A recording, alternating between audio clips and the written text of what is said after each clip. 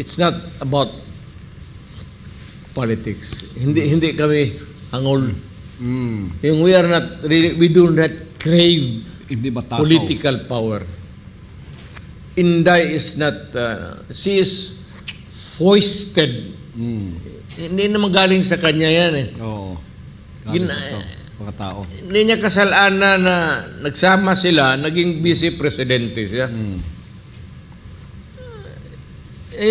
Sincero naman yung pagsama niya kay Marcos. If there is something wrong there, hindi niya kasalanan na nandiyan ngayon at is being projected or foisted to be a presidential candidate. Ako personally sabi ko, Day, wag ka na lang kung ganun lang naman. Hindi naman tayo hangol dyan eh. Pasalamat na lang tayo sa Diyos, yung kapatid mong congressman, yung isa mayor. Ang papa mo dumaan sa... Tama na yan. Bigay mo na sa kanila. Kanila na